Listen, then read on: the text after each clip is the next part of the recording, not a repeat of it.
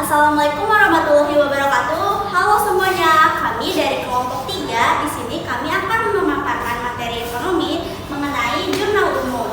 Berikut ada nama-nama anggota kelompok kami.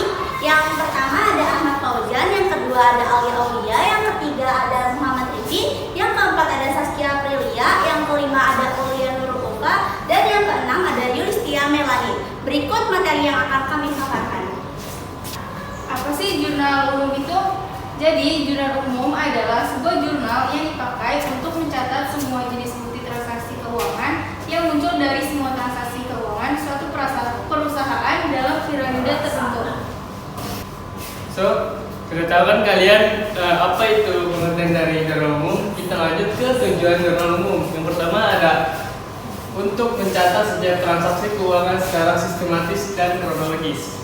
Lanjut yang kedua, untuk membantu dalam mengidentifikasi dan mengklarifikasi transaksi ke dalam akun yang sesuai. So, lanjut yang ketiga ada berfungsi sebagai alat verifikasi dan audit. Dan yang keempat, sebagai alat penting dalam analis finansial.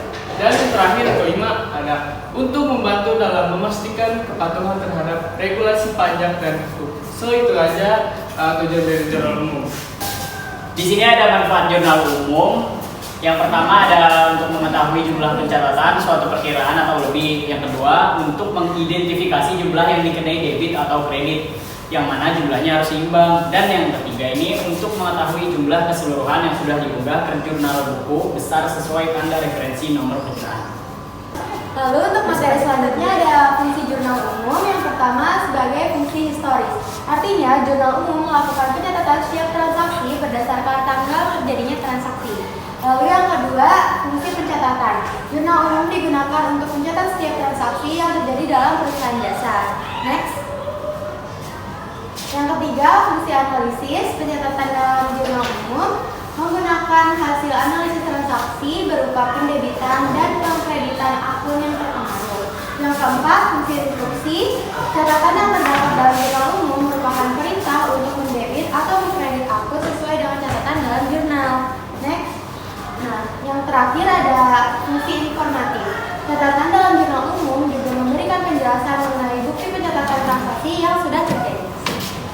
Nah, di sini ada contoh soal dari jurnal umum. Yang pertama itu pada tanggal 1 Mei, si Tuan Anita menyetor uang tunai sebesar 75 juta sebagai modal awal dari perusahaannya. Yang kedua itu tanggal 5 Mei dibeli peralatan seharga 23 juta dari toko Harapan secara tunai. Bagaimana sih cara pembentukan jurnal umumnya? Yuk kita lihat. Nah, jadi akun pertama yang disetorkan ke dalam tabel ini adalah yang pertama, yaitu ada kas. Kas bertambah di debit sebesar 75 juta, dan yang kedua yaitu ada modal. Modal Tuan Andi bertambah di kredit sebesar 75 juta dengan keterangan setoran awal pemilik. Dan tanggal 5 yang pertama yaitu ada peralatan bertambah di debit sebesar 23 juta. Dan yang kedua yaitu ada kas berkurang di kredit sebesar 23 juta dengan keterangan pembelian peralatan. Nah, gimana teman-teman semuanya? Udah paham belum tentang materi jurnal umum yang udah kami sampaikan? Semoga materi dan ilmu yang kami sampaikan bermanfaat bagi kalian semua. Mohon maaf bila ada kekurangan. Wassalamualaikum